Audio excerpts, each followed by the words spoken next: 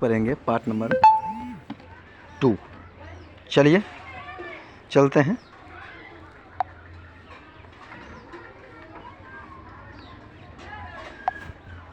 चलिए उपराष्ट्रपति के बारे में जान रहे थे।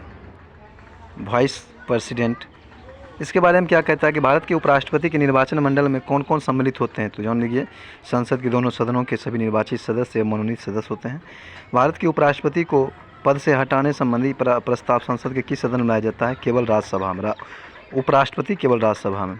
राष्ट्रपति के निर्वाचन के समान ही उपराष्ट्रपति के निर्वाचन से संबंधित सभी विवादों के समाधान का अधिकार उच्चतम न्यायालय को प्राप्त है तथा उनका निर्माण अंतिम होता है। राज्यसभा का सभापति कौन होता है? उपराष्ट्रपति होता है। उपराष्ट्रपति से संबंधित अनुच्छेद कहता है कि अनुच्छेद 63 भारत के लिए एक उपराष्ट्रपति का प्रावधान है, यानी कि भारत के लिए एक उपराष्ट्रपति होगा अनुच्छेद 63। राष्ट्रपति का राज्यसभा का पदेन सभापति होगा 64। उपराष्ट्रपति द्वारा राष्ट्रपति के पद में आकस्मिक रिक्तियों अथवा उसकी अनुपस्थिति में राष्ट्रपति कर्तव्यों का निर्वहन अनुच्छेद 65। उपराष्ट्रपति का निर्वाचन 66। उपराष्ट्रपति का कार्यकाल 67। उपराष्ट्रपति के पद की रिक्ति की पूर्ति के लिए चुनाव का समय निर्धारण तथा आकस्मिकता रिक्ति की पूर्ति के लिए चुने गए व्यक्ति का कार्यकाल अनुच्छेद 68। उपराष्ट्रपति द्वारा शपथ या प्रतिज्ञा 69। अन्य आकस्मिकताओं में राष्ट्रपति के कर्तव्यों का निर्वहन 70। उपराष्ट्रपति के चुनाव संबंधी अथवा उससे संबंधित विषय 71। आगे चलते हैं। भारत के उपराष्ट्रपति कौन कौन थे? सर्वपल्ली राधाकृष्णन 1952 से 62। जाकिर हुसैन दूसर का थे 1962 से 67। श्री बारागिरी वेंकट रमन 1967 से 69। श्री गोपाल स्वरूप पाठक 1969 से 74। बी डी जत्ती 1974 से 79। न्यायमूर्ति मोहम्मद हिदायतुल्लाह 1979 से 84। श्री आर वेंकट रमन मनी मन हो जाएगा आप 1984 से 87। शंकर दयाल शर्मा 8वां 1987 से 92। श्री के आर नारायण 92 से 97। श्री कृष्णकांत 97 से 2002। श्री भैरव सिंह शेखावत 2002 से 2007। डॉक्टर आमिर अंसारी 2007 से 17। श्री मुप्पा वारुम बकैया नायडू 17 से 22। जगदीश धनखड़ 2022 से अब तक। किस सदन की अध्यक्षता ऐसे व्यक्ति द्वारा की जाती है जो उस सदन का सदस्य नहीं होता है? राज्यसभा। राष्ट्रपति की मृत्यु, त्यागपत्र अथवा हटाए जाने की स्थिति में राष्ट्रपति का पदभार कौन सबसे पहले ग्रहण करेगा? उपराष्ट्रपति। भारत में उपराष्ट्रपति के पद से संबंधित प्रावधान अमेरिका के संविधान से लिए गए।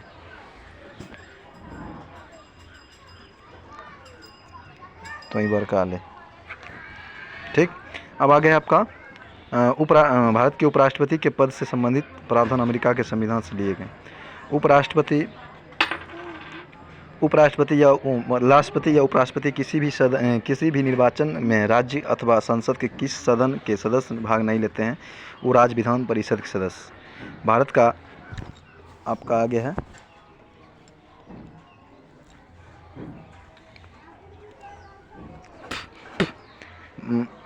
उपराष्ट्रपति के निर्वाचन मंडल में दोनों सदनों के सभी सदस्य यानी कि मनोनीत या निर्वाचित शामिल होते हैं। इनमें से राज्य के विधानमंडल के सदस्य सम्मिलित नहीं होते हैं। उपराष्ट्रपति को पद से हटाने अथवा उनका प्रस्ताव केवल राज्यसभा में ही प्रस्तुत किया जाता है। आगे आपका उपराष्ट्रपति का वेतन भारत की संचित निधि से दिया जाता है। आगे चलते हैं। केंद्रीय मंत्रिपरिषद जान लेंगे। केंद्र सरकार का प्रमुख कौन होता है? प्रधानमंत्री होता है। प्रधानमंत्री की नियुक्ति कौन करता है? राष्ट्रपति करता है। भारत का प्रधानमंत्री बनने के लिए न्यूनतम आयु 25 वर्ष होना चाहिए। यदि भारत के प्रधानमंत्री संसद के उस सदन के सदस्य हैं तो वे अविश्वास प्रस्ताव की स्थिति में अपने पद से मत नहीं दे सकता है। ठीक, उस सदन के यानी कि उस सदन हो गया आपका राज्यसभा। आगे चलते हैं। संसदीय शासन व्यवस्था में वास्तविक कार्यपालिका शक्ति होता है किस में निहित होता है? प्रधानमंत्री में होता है। लोकसभा में अविश्वास प्रस्ताव प्राप्त करने के लिए लोकसभा सदस्यों की न्यूनतम आयु 50 होती है। भारत का प्रधानमंत्री सामान्यतः किस सदन का सदस्य होता है? लोकसभा।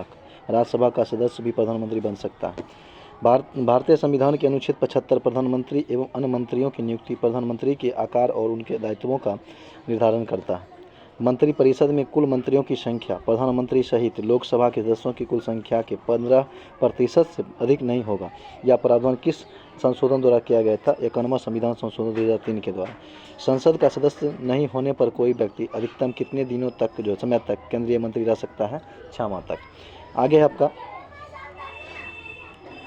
मंत्रिपरिषद किसके प्रति उत्तरदायी होता है? संसद के प्रति। भारत के संविधान के किस अनुच्छेद में यह प्रावधान किया गया है कि प्रत्येक राज्य की कार्यपालिका शक्ति का इस प्रकार जो है प्रयोग किया जाएगा जिससे संघ की कार्यपालिका शक्ति का कोई प्रतिकूल प्रभाव न पड़े? अनुच्छेद 257।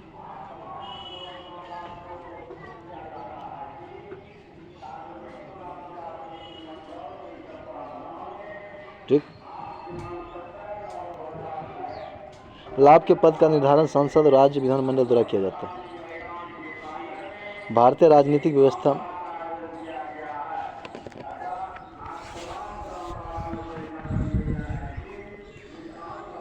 लाभ के पद का निर्धारण संसद या राज्य विधानमंडल द्वारा किया जाता है। भारतीय राजनीतिक व्यवस्था में कार्यपालिका किसके अधीन काम करते? विधायिका के। जवाहरलाल नेहरू की कैबिनेट में पहले गृह मंत्री तथा बाद में रक्षा मंत्री रहे थे आपका कैलाश नाथ काटजू। अब आगे स्वतंत्र भारत के प्रथम वित्त मंत्री श्री आर के षणमुखम शेट्टी थे। भारत के किस प्रधानमंत्री का विदेश में आकस्मिकता निधन हो गया था? लाल बहादुर शास्त्री को। अपने प्रधानमंत्री काल में कौन नेता एक बार भी संसद में उपस्थित नहीं हुआ था? चौधरी चरण सिंह।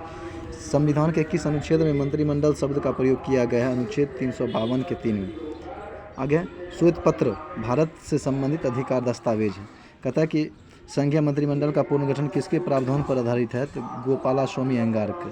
अब आगे आपका मंत्रिपरिषद तथा मंत्रिमंडल में अंतर क्या है?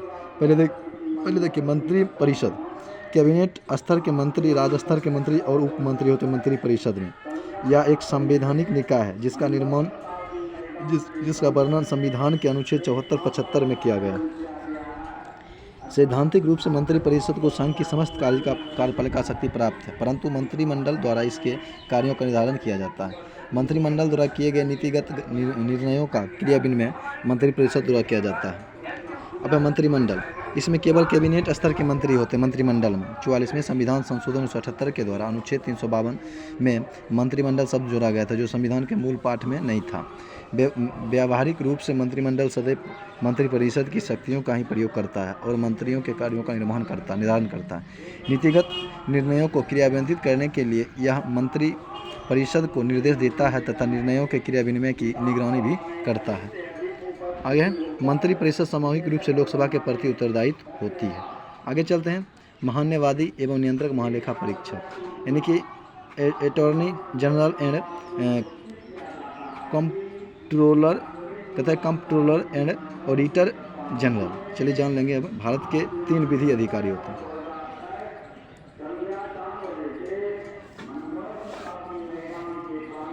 ठीक। अब यहाँ भारत के 3 विधि अधिकारी होते हैं। पहला है भारत का महान्यायवादी जिसको हम अटॉर्नी जनरल बोलते हैं। फिर होता है भारत के महाधिवक्ता सोलिसिटर जनरल। फिर भारत के अपर महाधिवक्ता एडिशनल मतलब सोलिसिटर जनरल। चलिए आगे चलते हैं। भारत का प्रथम महान्यायवादी MC सीतलवाड़ थे। कौन थे? MC सीतलवाड़। भारत सरकार को कानूनी विषय पर परामर्श कौन देता है? महान्यायवादी यानी कि अटॉर्नी जनरल देता है। भारत का सर्वोच्च विधि अधिकारी कौन होता है? भारत का महान्यायवादी होता है। भारत का महान्यायवादी किसका विधि सलाहकार होता है? भारत सरकार का। राष्ट्रपति द्वारा महान्यायवादी को सौंपे गए कार्य। भारत सरकार से संबंधित मामलों को लेकर उच्चतम न्यायालय ने भारत सरकार की ओर से पेश होना है। संविधान के अनुच्छेद 143 के अंतर्गत राष्ट्रपति की ओर से उच्चतम न्यायालय में भारत सरकार का प्रतिनिधित्व करना होता है। सरकार से संबंधित किसी मामले में उस न्यायालय में सुनवाई का अधिकार है। अनुच्छेद 76(4) के अनुसार महान्यायवादी किसके पश्चात प्रयत्न पद धारण करता है? राष्ट्रपति। भारत के महान्यायवादी को संसद के दोनों सदनों में बोलने, कार्रवाइयों में सम्मिलित होने तथा किसी भी संसदीय कमेटी का सदस्य होने का अधिकार है, परंतु वोट देने का अधिकार नहीं। सॉलिसिटर जनरल कौन होता है? महान्यायवादी का अधीनस्थ होता है। वर्तमान में भारत के महान्यायवादी कौन है? के वेणुगोपाल। अब महान्यायवादी का पद संविधान के अनुच्छेद 76 के अंतर्गत एक संवैधानिक पद है, जबकि महाधिवक्ता का पद जो है संवैधानिक न होकर के मात्र वैधानिक है। आगे चलते हैं। आगे भारत के प्रथम नियंत्रक एवं महालेखा परीक्षक कौन थे? VR नरसिम्हा राव। राज्य सरकार कौन कानूनी विषयों पर कौन परामर्श देता है? महाधिवक्ता, एडवोकेट जनरल। संसद की लोक सेवा समिति की बैठक में कौन उपस्थित रहता है? भारत का नियंत्रक और महालेखा परीक्षक। भारत के नियंत्रक और महालेखा परीक्षक यानी कि CAG के पद का सृजन किसके द्वारा किया जाता है? संविधान द्वारा। भारत के नियंत्रक व महालेखा परीक्षक का कार्यकाल 6 वर्षों का होता है। भारत का नियंत्रक एवं महालेखा परीक्षक किसके मार्गदर्शक होता है? लोक लेखा समिति के। नियंत्रक एवं महालेखा परीक्षक को लोक निधि मुख्य अभिवाहक कहा जाता है। राज्य एवं केंद्र सरकार के सभी खर्चों की वित्तीय जांच कौन करता है? नियंत्रक और महालेखा परीक्षक। नियंत्रक एवं महालेखा परीक्षक के पेंशन व भत्ते किस पर भारित होता है? भारत की संचित निधि पर। भारत के नियंत्रक एवं महालेखा परीक्षक से संबंधित अनुच्छेद। अनुच्छेद 148 भारत के नियंत्रक और महालेखा परीक्षक की नियुक्ति एवं पदमुक्ति। अनुच्छेद 149 नियंत्रक एवं महालेखा परीक्षक के कार्य एवं शक्तियाँ। अनुच्छेद 150 नियंत्रक एवं महालेखाओं के प्रारूपों के संबंध में राष्ट्रपति को सलाह। अनुच्छेद 151 अंकतः अंगक्षेपण प्रतिवेदन। आगे चलते हैं। नियंत्रक एवं महालेखा परीक्षक अवकाश प्राप्ति के बाद कोई भी सरकार पद धारण नहीं कर सकता है, सरकारी पद। आगे चलते हैं। अब आगे आपका सांसद नहीं संसद।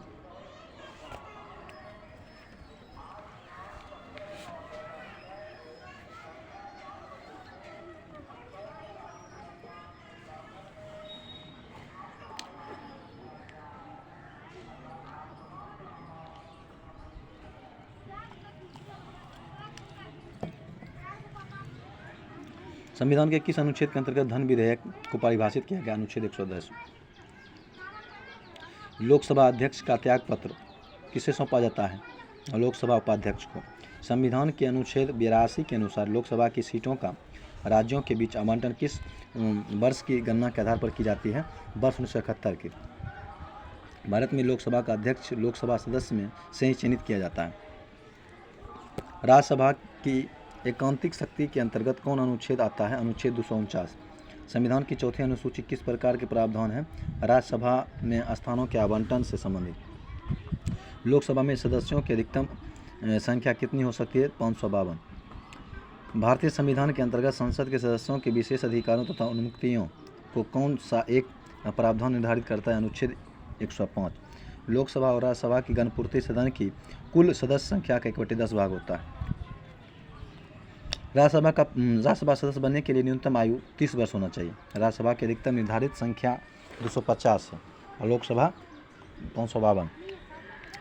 संसद के किस सदन का अध्यक्ष उसका सदस्य नहीं होता है? राज्यसभा। भारतीय संविधान का कौन सा अनुच्छेद संसद को अंतर्राष्ट्रीय समझौता को लागू करने के लिए विधि निर्माण करने की शक्ति प्रदान करता है? अनुच्छेद 253। भारतीय संसद में राष्ट्रपति और संसद के दोनों सदनों में सम्मिलित होते हैं। लोकसभा में राज्यवार सीटों का आवंटन 1971 की जनगणना पर आधारित है। यह निर्धारण किस वर्ष तक यथावत रहेगा? अनुच्छेद 2026 तक। अब आ गया आपका संसद के संबंधित अनुच्छेद।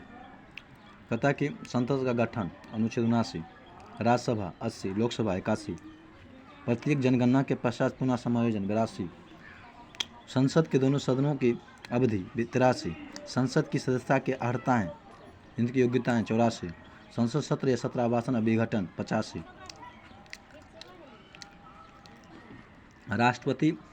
राष्ट्रपति का सदनों को संबोधित तथा संदेश देने का अधिकार 86, राष्ट्रपति तथा विशेष संबंध 87, सदनों के संबंध में मंत्रियों और महान्यायवादी के अधिकार 88, राज्यसभा का सभापति एवं सभापति 89, राज्यसभा के उपसभापति के पद की रिक्ति त्यागपत्र तथा पद से हटाया जाना 90, राष्ट्रपति के कर्तव्यों के निर्वहन अथवा सभापति के रूप में कार्य करने की सभापति अथवा अन्य व्यक्तियों की शक्ति 91, जब राज्यसभा के सभापति अथवा उपसभापति को पद से हटाने का संकल्पना विचाराधीन हो तब उसका पीठासीन न होना 92, लोकसभा का अध्यक्ष उपाध्यक्ष 93, लोकसभा अध्यक्ष एवं उपाध्यक्ष पद की रिक्ति और त्यागपत्र हटाए जाना 94, लोकसभा उपाध्यक्ष अथवा किसी अन्य व्यक्ति का लोकसभा अध्यक्ष के कर्तव्य का निर्वहन 95, जब लोकसभा अध्यक्ष अथवा उपाध्यक्ष को पद से हटाने का संकल्प विचाराधीन हो तब उसका पीठासीन न होना 96, सभापति या उपसभापति तथा अध्यक्ष व उपाध्यक्ष के वेतन भत्ते 97, संसद का सचिवालय 98, संसद सदस्यों द्वारा शपथ या प्रतिज्ञा पत्र 99, दोनों सदन में मतदान रिक्तियों के हेतु हुए भी सदनों की कार्य करने की शक्तियाँ गणपूर्ति अनुच्छेद 100,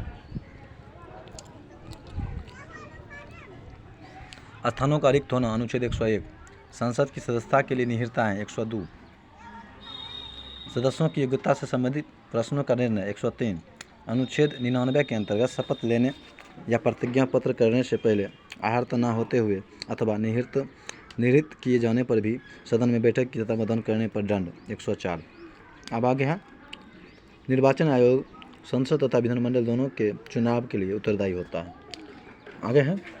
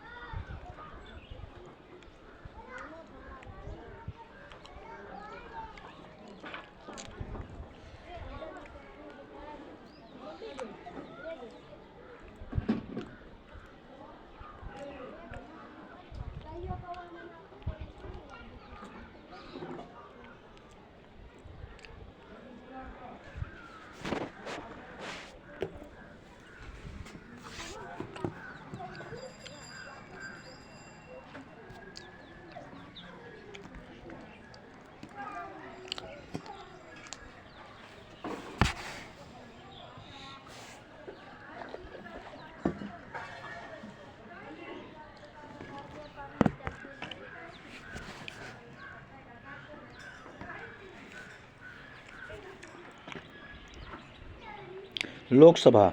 लोकसभा के सदस्यों की संख्या 525 से बढ़कर 545 किस संविधान संशोधन द्वारा कर दी गई थी? 31वें संविधान संशोधन द्वारा। लोकसभा को कार्यकाल पूरा होने के पहले किसके द्वारा भंग किया जा सकता है? प्रधानमंत्री की सलाह पर राष्ट्रपति के द्वारा। किस राज्य में लोकसभा में अनुसूचित जनजातियों के लिए सर्वाधिक सीटें हैं? वह आपका मध्य प्रदेश में। कितना? 6 है।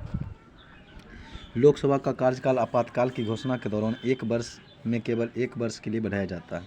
लोकसभा में 2 अंगल भारतीय सदस्यों को कौन मनोनीत करता है? भारत का राष्ट्रपति। 104वें संविधान संशोधन अधिनियम 2009 के द्वारा अंगल भारतीय समुदाय से संबंधित व्यवस्था को निर्धारित तिथि 25 जनवरी 2020 को आगे नहीं बढ़ाया गया। लोकसभा चुनाव में निर्वाचित होने के लिए किसी व्यक्ति की न्यूनतम आयु कितनी होनी चाहिए? 25 वर्ष।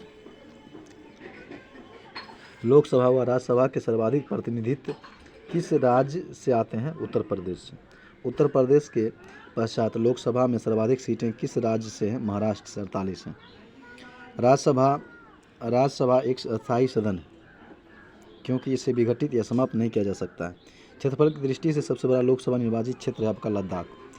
ठीक, अब आगे आपका भारत की संचित निधि पर भारित व्यय, राष्ट्रपति के वेतन भत्ते एवं उनसे संबंधित अन्य व्यय, राज्यसभा के सभापति, उपसभापति, लोकसभा के अध्यक्ष और उपाध्यक्ष के वेतन भत्ते आदि। ठीक, ऐसे ऋण या भार जिसका दायित्व भारत सरकार पर हो। उच्चतम न्यायालय के न्यायाधीशों के वेतन भत्ते व पेंशन तथा उच्च न्यायालय के न्यायाधीशों की पेंशन, भारत के नियंत्रक व महालेखा परीक्षक का वेतन भत्ते एवं पेंशन। ऐसे अन्य व्यय जो संविधान अथवा संसद द्वारा निर्मित किसी विधि द्वारा इस संबंध में भारित घोषित किया जाए। आगे चलते हैं। परिसीमन के बाद उत्तर प्रदेश में मतदाताओं की संख्या की दृष्टि से सबसे बड़ा लोकसभा क्षेत्र जो आपका उन्नाव है उत्तर प्रदेश का। लोकसभा का पहला आम चुनाव किस वर्ष हुआ था? 1951 से 52 में, यानी कि 25 अक्टूबर 1951 से 21 फरवरी 1952। यदि लोकसभा के सभी सदस्य बहुमत से संकल्प पारित करें तो लोकसभा अध्यक्ष को उसकी कार्यकाल की समाप्ति के पूर्व ही उसे पद से हटाया जा सकता है। एक वर्ष में लोकसभा के कम से कम कितने सत्र होते हैं? बुलाए जाते हैं 2। लोकसभा में बिहार में 40 सीट आवंटित सीटें किन 2 राज्यों को आवंटित सीटें क्यों के बराबर है? छत्तीसगढ़ और मध्य प्रदेश। छत्तीसगढ़ में 11 है और मध्य प्रदेश में 29 है। राज्यसभा के सदस्यों का कार्यकाल कितना वर्ष है? 6 वर्ष होता है। प्रोटेम स्पीकर की नियुक्ति राष्ट्रपति द्वारा की जाती है तथा उसका कर्तव्य निर्वाचित लोकसभा सदस्यों को शपथ दिलाना। प्रोटेम स्पीकर का काम क्या है? नया जो लोकसभा सदस्य बनता है उसको शपथ दिलाना होता है। आगे लोकसभा अध्यक्ष यानी कि स्पीकर अपने निर्णायक मत का प्रयोग कब करता है? जब किसी विधेयक प्रस्ताव के पक्ष विपक्ष के में बराबर मत का होने की परिस्थिति में। लोकसभा के प्रथम अध्यक्ष कौन थे? जीबी मालंकर। लोक लेखा समिति नियंत्रक के महालेखा परीक्षक की रिपोर्ट की जांच करती है तथा उस पर अंतिम रिपोर्ट तैयार करके संसद को पटल पर रखती है। पाकलन समिति का कार्यकाल कितना होता है? 1 वर्ष का होता है। राज्यसभा के सदस्य किसके द्वारा चुने जाते हैं? राज्यों की विधानसभाओं द्वारा। विशेष अधिकार समिति में दोनों सदनों से कुल कितने सदस्य होते हैं? 25। लोकसभा 25 होता है, 15 गो लोक और 10 गो राज्यसभा से। संसद में सरकारी विधेयक मंत्री द्वारा जबकि गैर सरकारी विधेयक मंत्री के अतिरिक्त किसी भी सदस्य द्वारा प्रस्तुत किए जा सकते हैं। आगे है प्रत्येक वित्त विधेयक धन विधेयक नहीं होते हैं परंतु प्रत्येक धन विधेयक वित्त विधेयक होते हैं। आगे चलते हैं। आगे राष्ट्रपति द्वारा राज्यसभा में कितने व्यक्ति मनोनीत किए जाते हैं? 12 गो। राज्यसभा के नामांकित होने वाले प्रथम अभिनेत्री कौन थी? नरगिस दत्त थे राज्यसभा में 1980 से 86 में। लोकसभा की प्रथम महिला अध्यक्ष मीरा कुमार। कब? 2009 से 2014 तक। राज्यसभा में कोई भी धन विधेयक राज्य के राज्यपाल की संस्तुति के बिना अनुमानित के बिना प्रस्तुत नहीं किया जा सकता। कहता है कि वे प्रथम लोकसभा अध्यक्ष कौन थे जिनके विरुद्ध लोकसभा में अविश्वास प्रस्ताव लाया गया था? जीबी मालंकर। लोकसभा का सचिवालय किसके नियंत्रण में होता है? लोकसभा अध्यक्ष के। भारतीय राजनीतिक व्यवस्था में कौन सर्वोच्च है? संविधान। भारत की संचित निधि पर कौन सा पारित नहीं होता है? भारत के प्रधानमंत्री के वेतन भत्ते। आगे चलते हैं। आगे धन विधेयक संसद के किस सदन में पुनः स्थापित किया जा सकता है? केवल लोकसभा में। धन विधेयक राज्य विधानमंडल के किस सदन में प्रस्तुत किया जाता है? केवल विधानसभा में। बजट की रूपरेखा किस भाग के द्वारा किस विभाग के द्वारा तैयार की जाती है? आर्थिक विभाग के द्वारा। करों और सरकारी कामकाज के निर्वाह में हुए अन्य प्राप्तियों से संघीय सरकार को प्राप्त होने वाले राजस्व किस विधि में जमा होता है? भारत की संचित निधि में। आर्थिक सर्वेक्षण प्रतिवर्ष संसद में कब प्रस्तुत किया जाता है? आगामी वर्ष के बजट में प्रस्तुतिकरण से पूर्व। कोई विधेयक धन विधेयक है अथवा नहीं, इसका निर्णय कौन करता है? लोकसभा अध्यक्ष। भारत की संचित निधि से धन निकालने के लिए संसद का अनुमोदन अनिवार्य है। लेखानुदान संघ सरकार को किस प्रकार की अनुमति देता है? निश्चित अवधि के लिए भारतीय संचित निधि से धन निकालने की। अब आगे आपका साधारण विधेयक एवं धन विधेयक में अंतर क्या है जान लीजिए। साधारण विधेयक क्या है? कहता है कि इसे लोकसभा या राज्यसभा में कहीं भी प्रस्तावित किया जा सकता है साधारण विधेयक को। ठीक, इसे मंत्री अथवा गैर सरकारी सदनों द्वारा प्रस्तुत किया जाता है। इसे सदन में प्रस्तुत करने में राष्ट्रपति की अनुमति की आवश्यकता नहीं होती है। इसे राज्यसभा द्वारा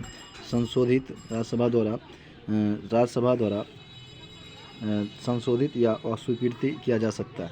इसे राज्यसभा अधिकतम 6 माह के लिए रोक सकती है। इसे राज्यसभा में भेजने के लिए लोकसभा अध्यक्ष के द्वारा प्रमाणित किए जाने की आवश्यकता नहीं होती। दोनों सदनों में असहमति की स्थिति में राष्ट्रपति दोनों सदनों की संयुक्त बैठक बुला सकता है। इसे दोनों सदनों में पारित होने के बाद राष्ट्रपति के हस्ताक्षर के लिए भेजा जाता है। ठीक, यह विधेयक लोकसभा में स्वीकृति होने पर सरकार को त्यागपत्र देना पड़ता है। इससे राष्ट्रपति द्वारा स्वीकृति या अस्वीकृति किया जाता है अथवा पुनर्विचार के लिए भेजा जाता है। कौन? साधारण विधेयक। अब जानते हैं धन विधेयक। इसकी चर्चा अनुच्छेद कितना में है? 110 में। धन विधेयक। साधारण विधेयक हो जाएगा आपका 108। वित्त विधेयक कितना है? 108 में। अब आगे आपका इससे केवल लोकसभा में प्रस्तावित किया जाता है। इसमें सरकार के किसी मंत्री द्वारा प्रस्तुत किया जाता है। इसमें सदन में राष्ट्रपति की संस्तुति के बिना स्थापित किया जा सकता है, बिना राष्ट्रपति की अनुमति लिया जाता है। ठीक, इसे राज्यसभा द्वारा संशोधित या अस्वीकृत नहीं किया जा सकता है। इसे राज्यसभा अधिकतम 14 दिनों तक रोक सकती है। इसे लोकसभा अध्यक्ष के द्वारा धन विधेयक के रूप में प्रमाणित किए जाने की आवश्यकता होती है। इसमें दोनों सदनों के बीच असहमत का कोई अवसर नहीं होता, इसलिए संयुक्त बैठक का कोई प्रावधान नहीं होता। इसे केवल लोकसभा से पारित होने के बाद राष्ट्रपति के हस्ताक्षर के लिए भेजा जाता है। यह विधेयक लोकसभा में स्वीकृति होने पर सरकार को त्यागपत्र देना पड़ता है। इसे राष्ट्रपति द्वारा अस्वीकृति या स्वीकृति किया जा सकता है परंतु पूर्ण विचार के लिए लौटाया नहीं जा सकता है। आगे है आपका धन विधेयक या संविधान संशोधन विधेयक के संबंध में दोनों सदनों की संयुक्त बैठक नहीं बुलाया जा सकता। आगे आपका आगे की प्रावकलन समिति संसद के किस सदन के सदस्यों की गठित करता है? केवल लोकसभा का। आगे कोई भी कानूनी विधेयक यानी कि लीगल बिल संसद के किस सदन में प्रस्तुत किया जाता है? संसद के किसी भी सदन में। भारतीय संसद के दोनों सदनों की संयुक्त बैठक साधारणतः विधेयक या वित्त विधेयक दोनों के संबंध में हो सकती है। संसद के दो सत्रों के बीच अधिकाधिक अंतराल कितना होता है? 6 महीने का। आकस्मिक निधि को राष्ट्रपति कैसे व्यय कर सकते हैं बिना संसदीय स्वीकृति के? लोकसभा में विधेयक पर आम बहस किस वाचन में होता है? द्वितीय वाचन में। कटौती प्रस्ताव को किस और नाम से जाना जाता है? समापन प्रस्ताव, स्थगन प्रस्ताव जिसको बोलते हैं।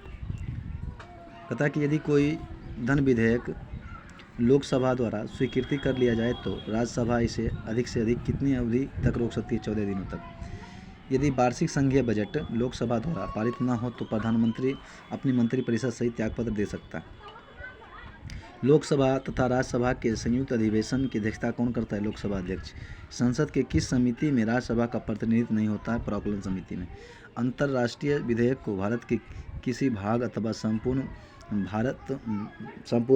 भारत में लागू करने के लिए संसद कौन से कानून बना सकती है बिना किसी राज्य की सम्मति से? आगे है संसद की लोकलेखा समिति का पूर्ण कार्य शासन के वित्तीय लेखा और विनियमन तथा नियंत्रक महालेखा परीक्षक की रिपोर्ट का परीक्षण करना होता है। भारतीय संविधान किसके माध्यम से प्रशासन पर नियंत्रण करता है? संसदीय समितियों के माध्यम से। अब आगे आपका वर्तमान में राज्यसभा में 245 सदस्य हैं, जिनमें से 225 सदस्य जो है आपका राज्य से, 8 सदस्य केंद्र शासित प्रदेश से हैं, 12 राष्ट्रपति खुद मनोनीत करता है। राज्य सरकार द्वारा लोकसभा में अपनी बहुमत सिद्ध करने के लिए कौन सा प्रस्ताव लाया जाता है? विश्वास प्रस्ताव। ठीक, कॉन्फिडेंस मोशन। कहता है भारतीय संसद के दोनों सदनों की प्रथम संयुक्त बैठक किस विधेयक द्वारा बुलाई जाती है? दहेज उन्मूलन के लिए 1961 में। लोकलेखा समिति अपनी रिपोर्ट किसे प्रस्तुत करता है? लोकसभा अध्यक्ष को। संसद में लोकलेखा समिति के अध्यक्ष की नियुक्ति किसके द्वारा की जाती है? लोकसभा अध्यक्ष के द्वारा। संसद विधानसभा के किसी भी सदन की सदस्यता तब तक समाप्त नहीं समझी जाती है जब तक सदन को सूचित किए बिना लगातार 60 दिनों तक अनुपस्थिति रहेगा। कहता कि संसद राज्य सूची के किसी विषय पर कानून कब बनाती है? जब यदि राज्यसभा को ऐसा संकल्प पारित करती है। किसी मंत्री के विरुद्ध विशेष अधिकार प्रस्ताव कब लाया जा सकता है? जब वह मंत्री किसी मामले के तथ्यों को रोकता है तथा तथ्यों का गलत वर्णन देता है।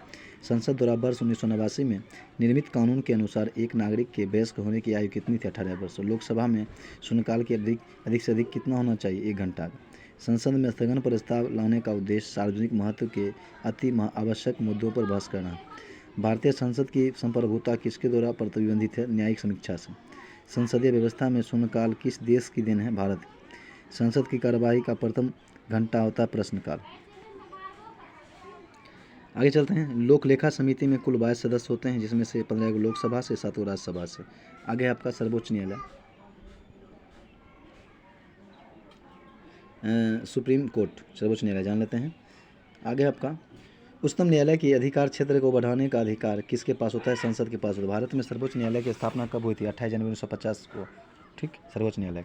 भारत के सर्वोच्च न्यायालय के कार्यवाहक मुख्य न्यायाधीश जो था कौन थे? राष्ट्रपति होते हैं।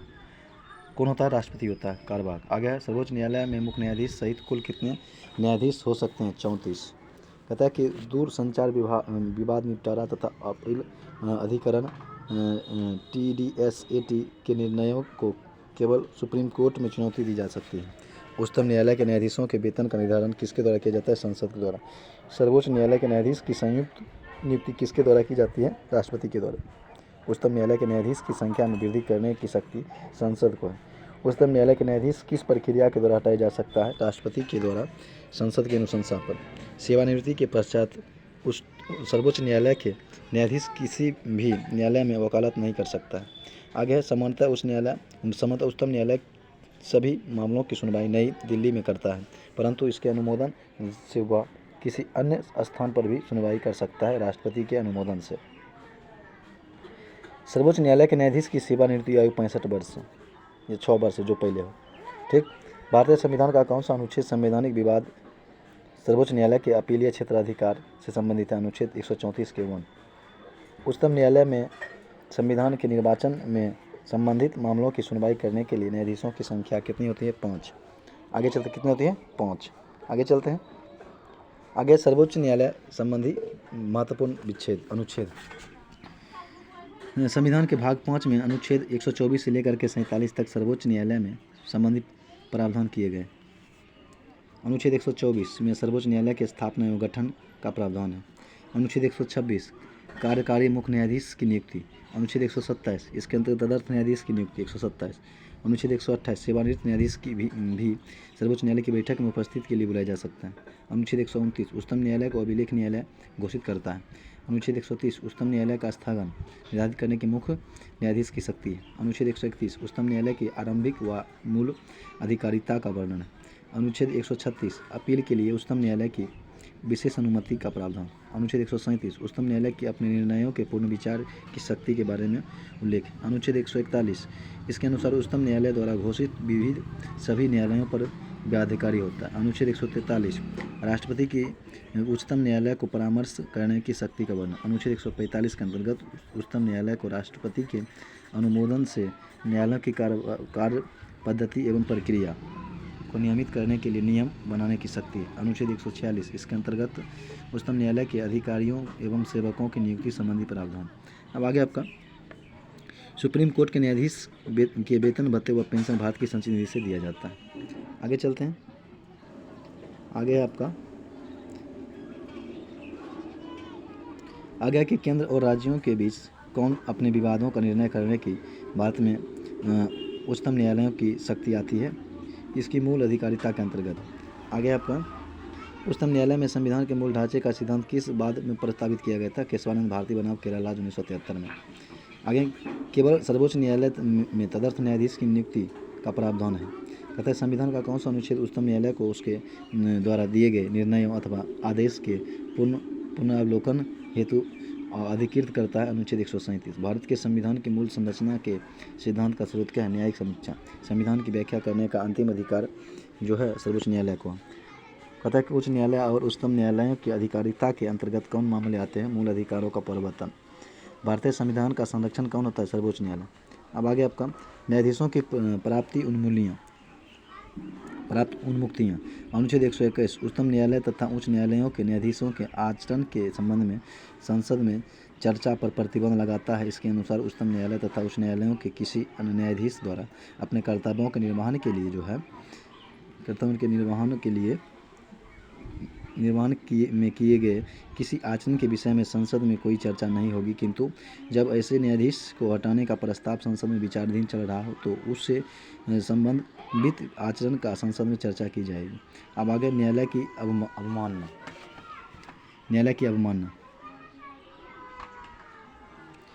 कहता है कि न्यायालय की अवमानना भारतीय संविधान के अनुच्छेद 129 में सर्वोच्च न्यायालय तथा अनुच्छेद 215 में उच्च न्यायालयों की अवमानना के शक्तियों का प्रावधान किया गया। न्यायाधीशों पर प्रतिबंध।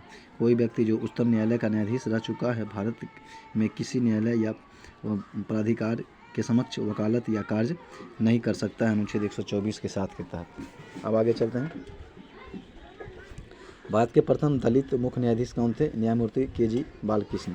संविधान की व्याख्या से संबंधित सभी बात सर्वोच्च न्यायालय के समक्ष किस अधिकारिता के अंतर्गत आते हैं? प्रारंभिक क्षेत्राधिकार के अंतर्गत है। कानूनी मामलों पर उच्चतम न्यायालय से किसे परामर्श लेने का अधिकार है? राष्ट्रपति को। अब आगे आपका मूल अधिकार व्यक्ति को जैसे उसे सबसे अच्छा लगे उस तरह मतलब अपनी ज़िंदगी की रूपरेखा तैयार करने के लिए समक्ष बनाते हैं। कहता है कि यह धारणा गोलखनाथ बनाम स्टेट ऑफ पंजाब में उच्चतम न्यायालय के न्यायाधीश की नियुक्त किया गया। भारतीय संविधान के किस अनुच्छेद के अंतर्गत सर्वोच्च न्यायालय भारतीय नागरिकों को मौलिक अधिकार की समीक्षा करता है? अनुच्छेद 32। सर्वोच्च न्यायालय के अपीलीय क्षेत्राधिकार को 4 भागों में बांटा जा सकता है। संवैधानिक विषयों से जुड़ी अपीलें अनुच्छेद 132, सिविल विषयों से जुड़ी अपीलें 133, आपराधिक विषयों से जुड़ी अपीलें 134 और विशेष अनुमति से की जाने वाली अपीलें 136। अब आगे सर्वोच्च न्यायालय के न्यायाधीश नियुक्त होने के लिए किसी व्यक्ति से कम कितने वर्ष तक उच्चतम न्यायालय में वकालत करनी चाहिए? 10 वर्ष तक। न्यायिक पुनरावलोकन का अर्थ यह है कि सर्वोच्च न्यायालय राज्य के ऐसे कानून जो संविधान के विपरीत हो उसे असंवैधानिक घोषित कर सकता है। भारत के न्यायालयों में से या किन्हें अभिलेख न्यायालय का माना जाता है? उच्चतम न्यायालय या उच्च न्यायालयों को। लोकहितवाद की संकल्पना का उद्गम किस देश से हुआ था? संयुक्त राज्य अमेरिका से। आगे, भारत का सर्वोच्च न्यायालय एक अभिलेख न्यायालय है। इसके सभी निर्णयों का रक्षात्मक मूल्य होता है और इस पर किसी भी न्यायालय में प्रश्न चिन्ह नहीं लगाया जा सकता है। अब आगे आपका मूल अधिकारों के उल्लंघन के विरुद्ध उच्चतम न्यायालय में अनुच्छेद 32 तथा उच्च न्यायालय अनुच्छेद 226 में रिट जारी करता है। अब आगे आपका राज्यपाल। भारतीय संविधान में राज्यपाल को मनोनीत किए जाने की पद्धति कनाडा से लिया गया है। राज्य का कार्यकारी एवं संवैधानिक प्रमुख राज्यपाल होता है। किसी राज्य में राज्यपाल की नियुक्ति संविधान के किस अनुच्छेद के अंतर्गत आती है? अनुच्छेद 155 के अंतर्गत। विधान परिषद में राज्यपाल द्वारा कितने सदस्यों को मनोनीत करता है? 1/6 भाग। यदि राज्यपाल संसद अथवा विधानसभा का सदस्य है तो जिस तिथि से वह राज्यपाल का पद धारण करेगा उस तिथि उसकी संसद अथवा राज्य विधानमंडल में पद रिक्त माना जाएगा। जैसे कि झारखंड, छत्तीसगढ़, मध्य प्रदेश, उड़ीसा में एक जनजातीय कल्याण मंत्री की नियुक्ति कौन करता है? राज्यपाल। राज्य विधानसभा के सत्रावसान का आदेश किसके द्वारा दिया जाता है? राज्यपाल के द्वारा। राज्यपाल किसके सलाह पर जिला न्यायाधीश की नियुक्ति करता है और स्थानांतरण और पदोन्नति कर सकता है? उच्च न्यायालय। राज्यपाल के वेतन और भत्ते किस निधि के दिए जाते हैं? राज्य की संचित निधि से। भारत के संविधान में राज्य के राज्यपालों के विरुद्ध अभियोग चलाने का प्रावधान नहीं है। राज्यपाल किस अनुच्छेद के अंतर्गत राष्ट्रपति के विचार के लिए किसी विधेयक को आरक्षित रख सकता है? अनुच्छेद 201 के तहत। अब आगे, वर्तमान राज्यपाल का मासिक वेतन है 3.5 लाख रुपये। राज्यपाल किसके प्रति उत्तरदायित्व होता है? राष्ट्रपति के प्रति। 7वें संविधान संशोधन अधिनियम 1956 के अनुसार एक व्यक्ति को 2 या 2 से अधिक राज्यों का राज्यपाल नियुक्त किया जा सकता है। राज्यपाल पूर्ण नियुक्त भी योग्य होता है। अब आगे आपका राज्यपाल द्वारा दी जाने वाली नियुक्तियाँ। भारत के महाधिवक्ता की नियुक्ति, राज्य लोक सेवा आयोग के अध्यक्ष एवं सदस्यों की नियुक्ति, राज्य निर्वाचन आयोग के अध्यक्ष एवं सदस्यों की नियुक्ति, विद्यालय एवं उपकुलपतियों की नियुक्ति, राज्य वित्त आयोग का गठन। आगे है, राज्यपाल उच्च न्यायालय के न्यायाधीश की नियुक्ति एवं विषय में राष्ट्रपति को परामर्श देता है। राज्यपाल को राज्य लोक सेवा आयोग के सदस्यों को निलंबित करने का अधिकार भी प्राप्त होता है। जम्मू एवं कश्मीर के उपराज्यपाल की नियुक्ति भारत का राष्ट्रपति करता है। भारत में राज्यपाल बनने वाली पहली भारतीय महिला थी सरोजिनी नायडू।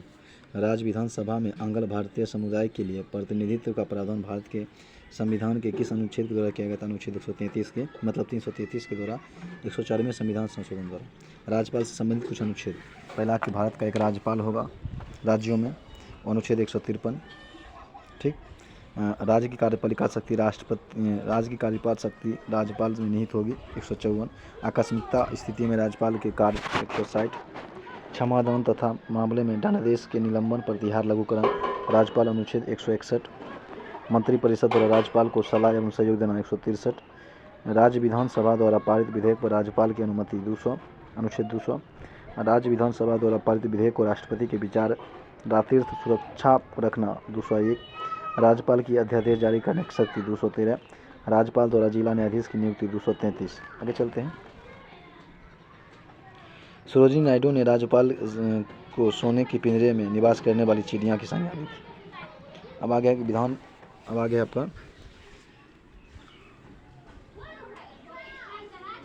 आपका राज्य विधान मंडल। चलिए चलते हैं। भारत में राज्य विधान मंडलों का उच्च सदन कौन होता है? तो विधान परिषद होता है। राज्य में वित्तीय लेखा पर कौन नियंत्रित रखता है? नियंत्रक के महालेखा परीक्षक।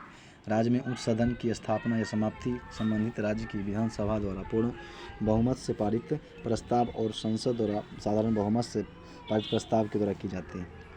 विधान परिषद किसी साधारण विधेयक को अधिकतम कितने दिनों तक रोक सकती है? 4 महीना तक। राज्य विधान परिषद से संबंधित महत्वपूर्ण अनुच्छेद 163। राज्यपाल को सलाह एवं सहायता के लिए मंत्रिपरिषद का गठन किया गया है। अनुच्छेद 164। राज्यों में मंत्रिमंडल का सामूहिक उत्तरदायित्व विधानसभा के प्रति। अनुच्छेद 166। राज्य सरकार के कार्य का संचालन। अनुच्छेद 167। राज्यपाल को सूचना प्रदान करने का काम है मुख्यमंत्री के 167 के अनुसार। अब आगे है, भारतीय संविधान के किस अनुच्छेद के अंतर्गत विधानसभा को विधान परिषद का सृजन तथा उसे समाप्त करने का अधिकार है? अनुच्छेद 169 के तहत। राज्य की विधानसभा में सदस्यों की संख्या किस अनुच्छेद से निर्धारित की जाती है? अनुच्छेद 170 के तहत। राज्य विधानसभा के निर्वाचन का संचालन कौन करता है? भारत का निर्वाचन आयोग। राज्य विधान परिषद को भंग नहीं किया जा सकता है परंतु इसे समाप्त किया जा सकता है। भारत के किस राज्य में समान नागरिक संहिता लागू है? गोवा में। राज्य का विधानसभा अध्यक्ष अपना त्यागपत्र किसको देता है? उपाध्यक्ष को। आगे चलते हैं। विधानसभा के सदस्यों की नियोजिताओं मतलब योग्यताओं से संबंधित प्रश्नों पर अंतिम निर्णय किसके द्वारा लिया जाता है? राज्यपाल के द्वारा। राज्यसभा का सदस्य निर्वाचित होने के लिए न्यूनतम आयु 25 वर्ष होना चाहिए। विधानसभा के विघटन के बाद उसका अध्यक्ष अधिकतम 6 समय तक अपने पद पर बना रहता है। राज्य सरकार के मंत्रियों के वेतन एवं भत्ते का निर्धारण किसके द्वारा किया जाता है? राज्य विधानसभा द्वारा। वर्ष 1956 में कितने पुनर्गठन राज्यों को द्विसदनीय विधानमंडल थे? 5 गो। अब आगे आपका प्रथम महिला मुख्य न्यायाधीश उत्तर प्रदेश था सुचेता कृपलानी, ठीक, 1963-67 में। विधानसभा के सदस्यों की संख्या जान लेते हैं। विधानसभा के सदस्यों की संख्या आंध्र प्रदेश में 175, असम में 126, छत्तीसगढ़ 90, गुजरात 182, हिमाचल प्रदेश 68, कर्नाटक 224, मध्य प्रदेश 230, मणिपुर 60, मिजोरम 60, मिजोरम 40 और उड़ीसा 147, राजस्थान 240, राजस्थान 200, तमिलनाडु 234, त्रिपुरा 60, उत्तराखंड 70, अरुणाचल प्रदेश 60, बिहार 243, गोवा 40, हरियाणा 90, झारखंड 81, केरल 140, महाराष्ट्र 288, मेघालय हो जाएगा आपका 60, मेघालय क्या हो जाएगा 60, मेघालय 60, नागालैंड 60, पंजाब 117, सिक्किम 32, तेलंगाना 119, उत्तर प्रदेश हो जाएगा 403, सबसे अधिक है यहीं पर। पश्चिम बंगाल में 294, उसके बाद पश्चिम बंगाल, ठीक। अब आगे केंद्र शासित प्रदेश में दिल्ली में 70 गो, पुदुचेरी में 30 गो, आप कश्मीर जम्मू कश्मीर पीओके में 90 गो, यानी कि 24 प्लस पीओके के लिए अतिरिक्त है। आगे चलते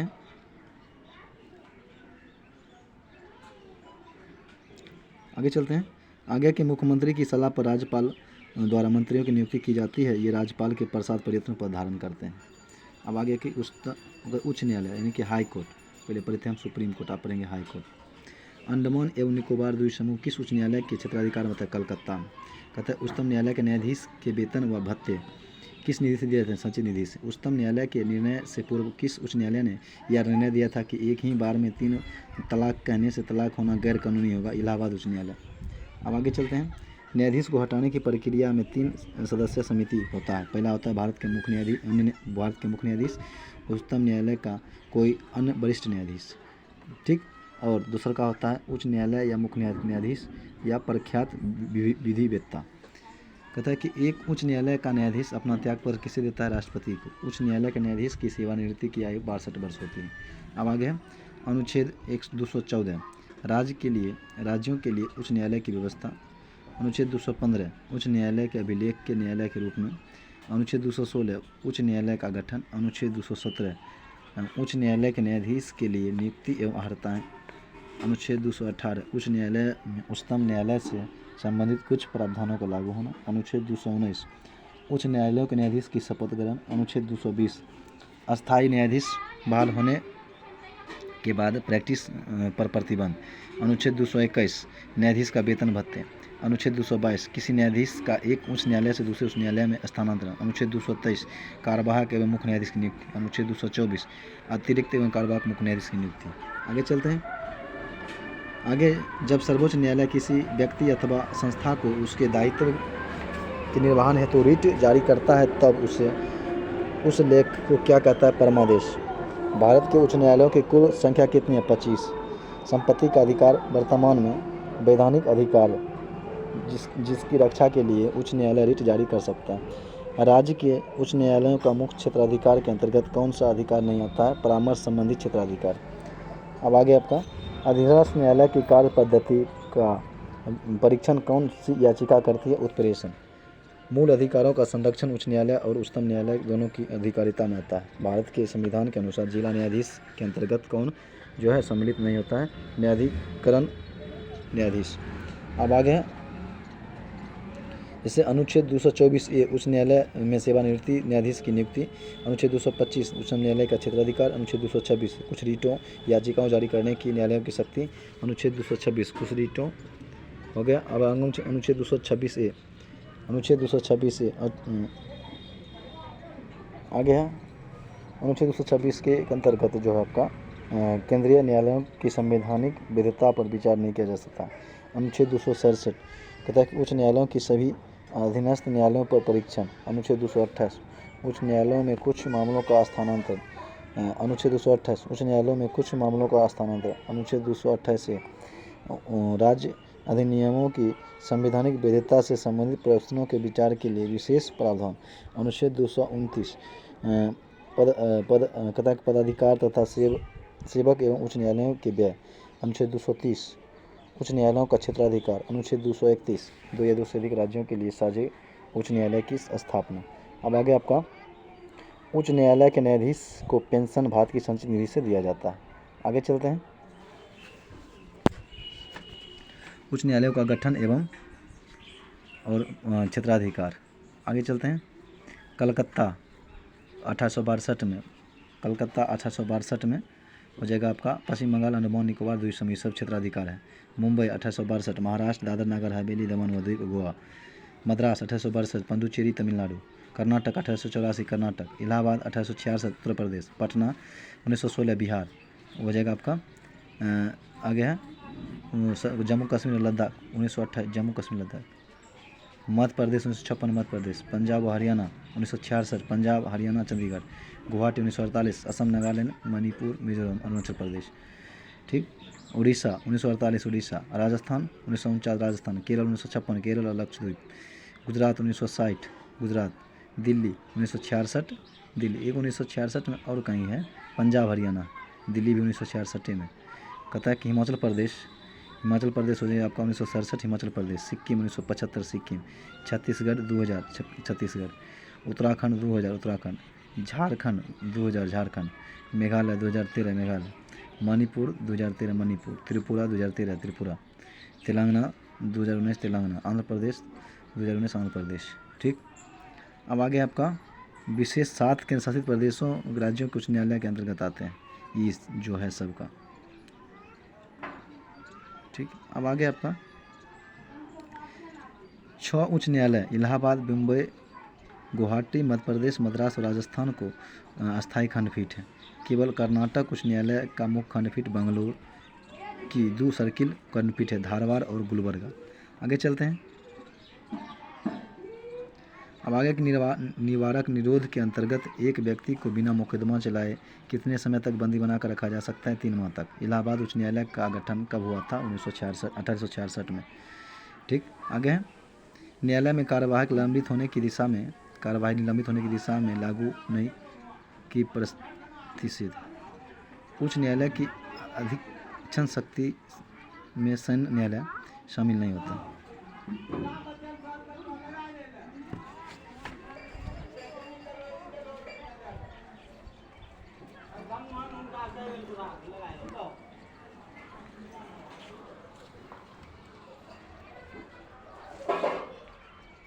अब आगे आपका उच्च न्यायालय की प्रथम महिला न्यायाधीश जो थी अन्ना चंडी थी तथा प्रथम महिला मुख्य न्यायाधीश लीला सेठ। उच्च न्यायालय की प्रथम महिला न्यायाधीश अन्ना चंडी थी तथा प्रथम महिला मुख्य न्यायाधीश लीला सेठ थी। आगे चलते हैं। आगे है आपका केंद्र राज्य संबंध यानी कि सेंटर स्टेट रिलेशन। चलिए चलते हैं। भारत की संघ शासन प्रणाली की देश की संविधान से लेकर कनाडा से कहता है कि किस सूची के विषय में केंद्र व राज्य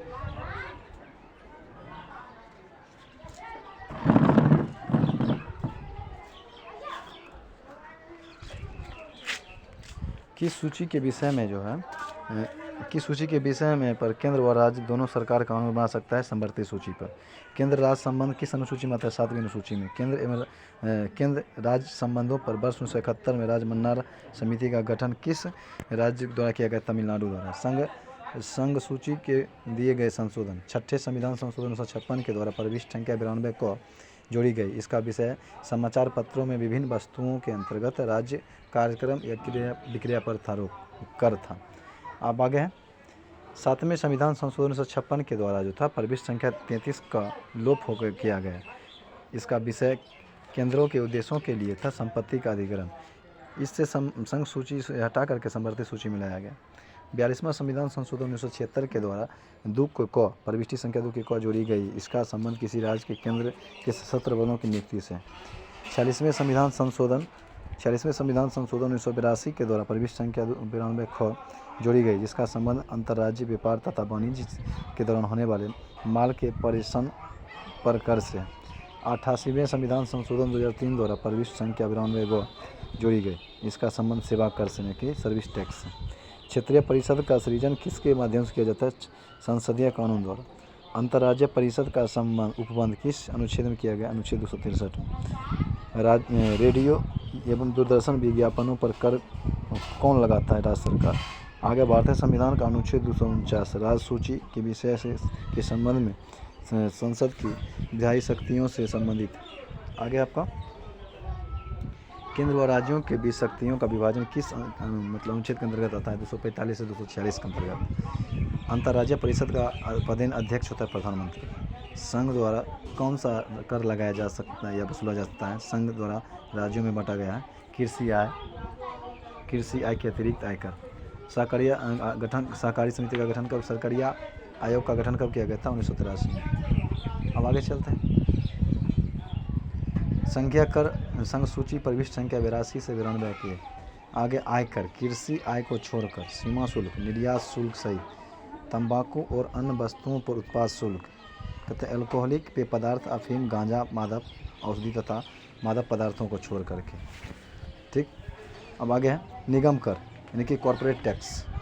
व्यक्तियों तथा कंपनियों की संपत्तियों की पूंजी कर पर कर कृषि भूमि को छोड़ करके। संपदा शुल्क कहता कृषि भूमि से भिन्न संपत्ति पर कर। संपत्ति के उत्तराधिकार पर शुल्क भूमि कृषि भूमि को छोड़ करके। रेल, समुद्र या वायु मार्ग द्वारा ले जाए जाने वस्तुओं और यात्रियों पर सीमा कर यानी कि टर्मिनल टैक्स तथा रेल भारों और माल भारों पर कर। आगे स्टॉक एक्सचेंज तथा वायदा बाजार के व्यवहारों एवं स्टाम्प शुल्क से कर। स्टाम्प शुल्क समाचार पत्रों के क्रय विक्रय तथा उनमें प्रवाहित विज्ञापनों पर कर। समाचार पत्रों से भिन्न वस्तुओं के क्रय विक्रय पर कर। कहता कि माल के पारेषण पर कर और सेवाओं पर कर। आगे चलते हैं। केंद्र सरकार जल विवादों के समाधान के लिए न्यायाधिकरण की स्थापना कर सकती है। अब आगे है आपका राज्य सूची की प्रविष्ट संख्या 45 से 63। भू राजस्व या लगान, कृषि आय पर कर, कृषि भूमि के उत्तराधिकार पर कर, कृषि भूमि पर संपदा शुल्क, भूमि और वाहनों पर कर, खनिज अधिकारों पर कर, शराब, अफीम, गांजा तथा अन्य में मादक पेय पदार्थों औषधियों पर कर, स्थानीय उपयोग तथा विक्रय के लिए वस्तुओं के प्रवेश पर कर, विद्युत के उपभोग एवं बिक्री पर कर, समाचार पत्रों से विभिन्न वस्तुओं के क्रय विक्रय पर कर, रेडियो एवं दूरदर्शन के विज्ञापनों पर कर, सड़क एवं अंतर्देशीय जलमार्गों द्वारा ले जाए जाने वाले वस्तुओं या यात्रियों पर कर, सड़कों पर प्रयुक्त वाहनों पर कर, जीव जंतुओं और नौकाओं पर कर, पथ कर, मार्ग कर यानी कि टूल टैक्स, ये सब राज्य सरकार का हो जाएगा आपका कर है। ठीक। व्यापार व्यवसाय रोजगार पर कर, प्रति व्यक्ति कर, विलासिता कहता है कि विलासिता यानी कि मनोरंजन, जुआ और बोले जाने पर कर, स्टाम्प शुल्क। उपर्युक्त विषयों में से किसी के संबंध में शुल्क किंतु इसमें न्यायालय में लिए जाने वाले शुल्क शामिल नहीं है। आगे चलते हैं। आगे है आपका आगे संविधान के किस अनुच्छेद में प्रावधान किया गया कि विधि के प्राधिकार के बिना न तो कोई कर लगाया जा सकता है और न ही एकत्रित किया जा सकता है? अनुच्छेद 265। सरकारी आयोग का गठन संघ और राज्यों के बीच संबंधों की समीक्षा करने के लिए किया गया था। अंतर्राज्यीय परिषद का गठन कब किया गया था? 18 मई 1970 को, 1990 को, 18 मई 1990 को। आगे चलते हैं। आगे आपका आयोग एवं समितियाँ। केंद्र राज्य संबंधों पर विचार करने के लिए समय समय पर विभिन्न आयोग एवं समितियों का गठन किया गया जो निम्न है। राजमन्नार आयोग का गठन किया गया 1969 में। कहता है कि राजमन्नार आयोग डॉक्टर पी.वी. मन्नार आयोग अध्यक्ष थे डॉक्टर पी.वी. मन्नार। सरकारिया आयोग का गठन किया गया था 1983 में रणजीत सिंह सरकारिया के द्वारा। प्रशासनिक सुधार आयोग का गठन किया गया था 1966 में मोरारजी देसाई के द्वारा। ठीक। शीतलवार समिति का गठन किया गया 1946 में MC शीतलवार के द्वारा। पूछी आयोग का गठन किया गया 2007 में मदन मोहन पूछी के द्वारा। केंद्र राज्य संबंधों को विशेष रूप से किस संदर्भ में म्यूनिसिपल संबंध कहा गया है? वित्त मामलों में राज्य पर केंद्र के नियंत्रणों के संदर्भ में। अब आगे है अनुच्छेद 312 के अंतर्गत राज्यसभा में उपसभापति और मतदान करने वाले सदस्यों को 2/3 बहुमत से पारित प्रस्ताव द्वारा संसद को किसी नई अखिल भारतीय सेवा को सृजन का अधिकार दिया गया। आगे भारतीय संविधान के किस भाग में केंद्र राज्य विधायी संबंधों का विवरण किया गया? भाग हो गया आपका 11 में। जब जल संबंधी विवादों का निर्णय किस अनुच्छेद में? 262 में। आगे प्रधानमंत्री की अनुपस्थिति में अंतर्राज्यीय परिषद की अध्यक्षता किसके द्वारा जो होता है नियुक्त किया जाता है? केंद्रीय मंत्रिमंडल के द्वारा। यह सुझाव किस समिति ने दिया था कि राज्यपाल के पश्चात प्रयत्न राज्य मंत्री परिषद के पद धारित करने से संबंधित प्रावधान समाप्त कर दिए जाएंगे? राजमन्ना समिति। भारतीय संविधान में संघ और राज्यों के प्रशासनिक संबंधों का उल्लेख किस अनुच्छेद में किया गया था? अनुच्छेद 256 से 263 तक। अंतर्राज्यीय परिषद के गठन का प्रावधान किस अनुच्छेद में है? अनुच्छेद 263 में। अनुच्छेद 262 के अंतर्गत प्रदत्त शक्तियों के प्रयोग से संसद द्वारा नई नदी बोर्ड अधिनियम 1956 तथा अंतर्राष्ट्रीय जल विवाद अधिनियम 1956 पारित किया गया। जल विवाद अधिनियम 1956 के अंतर्गत केंद्र सरकार ऐसे विवादों के समाधान के लिए न्यायाधिकरण की स्थापना भी कर सकती है। अब आगे आपका तत्कालीन प्रधानमंत्री श्री विश्वनाथ प्रताप सिंह की अध्यक्षता में अंतर्राज्यीय परिषद की प्रथम बैठक 10 अक्टूबर 1990 को किया गया। अब आगे आपका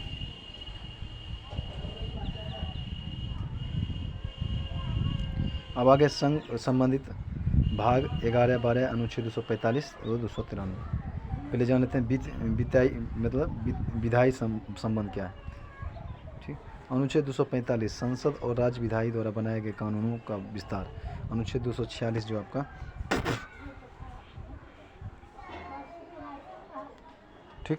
अनुच्छेद 246 संसद और राज्य विधायी द्वारा बनाए गए विशेष मामलों में कानून। अनुच्छेद 247 कुछ निश्चित अतिरिक्त न्यायालयों के गठन हेतु संसद की शक्ति। अनुच्छेद 249 संसद द्वारा राष्ट्रपति हित में राज्य सूची के किसी विषय पर कानून के विधान के निर्माण हेतु राज्यसभा का द्वारा पहल। अनुच्छेद 250 आपातकाल के दौरान राज्य सूची के किसी विषय पर विधि निर्माण की संसद की शक्ति। अनुच्छेद 251 अनुच्छेद 249 और 250 के अधीन संसद द्वारा निर्मित विधि के असंगत होने की स्थितियों में राज्य विधि पर वरीयता। अनुच्छेद 252 2 या 2 से अधिक राज्यों के लिए उनकी सहमति से विधि बनाने की संसद की शक्ति और उस विधि को किसी अन्य राज्य द्वारा अंगीकार किया जाना।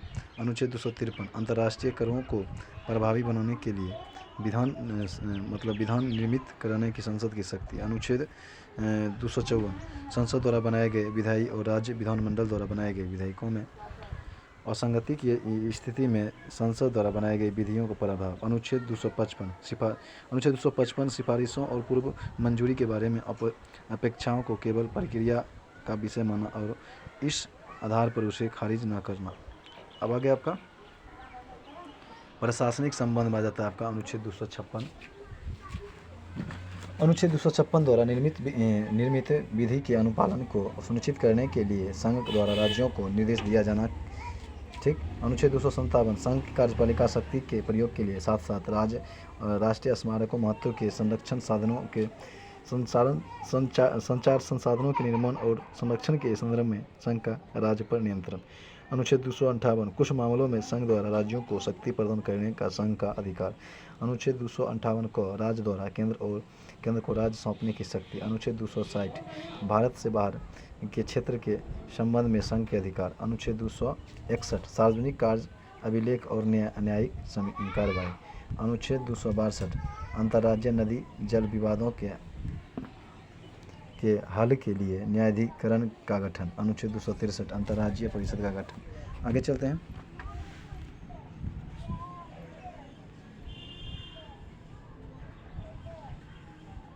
अब आगे आपका वित्तीय संबंधी संबंध।